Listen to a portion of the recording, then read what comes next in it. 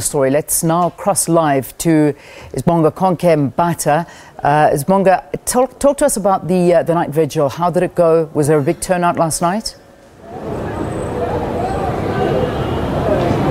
Good morning, Leanne. Just to quickly recap, like you've just mentioned on the night vigil, one might start off by mentioning that it was totally different in numbers and in mood compared to the last one that we witnessed on the 5th of April, 2 months ago, ahead of the former president's first appearance in court the following morning. And of course, we did see that the numbers were slowly trickling in, but ultimately there was quite a big difference, because we will record that last night there was only a few hundreds of supporters gathered at Albert Park last night, and all the organizers were there in support, but just the numbers were just not on their side. And then when we did engage them just to inquire as to why are the numbers so low, they were very optimistic, promising that most of the supporters are still on their way in buses, but they did admit that they did encounter a problem in terms of organizing for everyone to be here. They did say that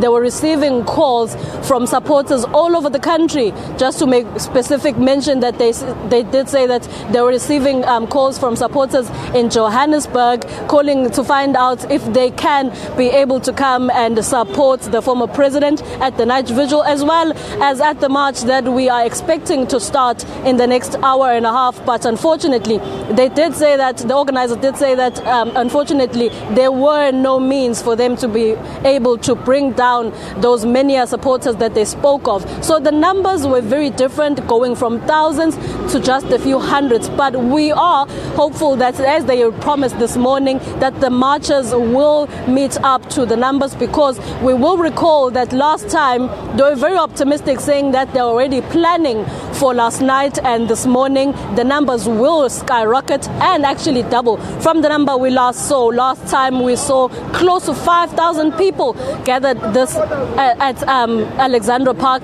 and gathered the following morning here at King Dinizulu Park for the march itself. Many of them did and actually indeed stay throughout the night, but as you can see, Leanne, behind me, there's only quite a handful who have kept to the promise of staying throughout the night and assembling here, waiting for other supporters to come, so that in the next hour, when the march is expected to start, everything goes accordingly. So we are expecting the numbers to double up as they had promised.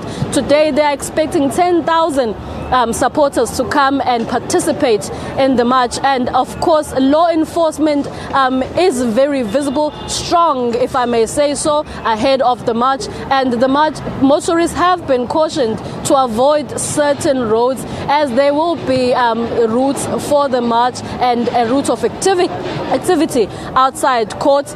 Specifically, Pixligaseme is where the first assembly of the march will start. The march will start right behind me once all supporters have arrived, King Dinizulu Park, and then they start off, walk through Pixligaseme, formerly known as West Street, and then once they get to Yusuf Dadu, which is the first right, they make a turn, and then cross over, moving southbound, heading towards Victoria Embankment, where all the activity of the day is expected. So they will march all the way there, and then just before court they will assemble there, waiting for the former President Jacob Zuma to arrive, because the interfaith clergy once more to host a very short prayer for him before he ascends inside court. As well, outside court, if I can just make mention, there is a large contingent of police just to make sure that they monitor the situation and nothing out of order happens outside court. As well as here at the march, we understand that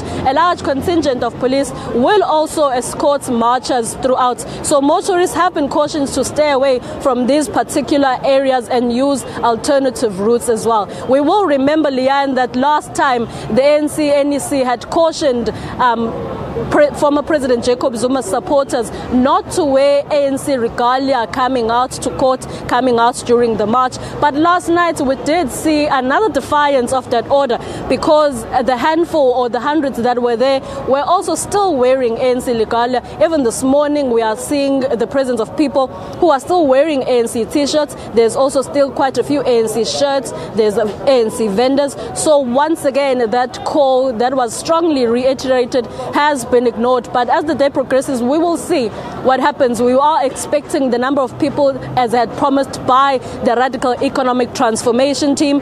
For now, we're just going to wait until all the members and all the supporters come and assemble here ahead of the march to start. Leanne? All right, Sibonga, thank you very, very much. We'll catch up with you again. As you heard, that march expected to take place. And the number, 10,000 people, will it be reached? Well, we'll keep an eye on that. So far, just a few hundred or a handful of people have gathered.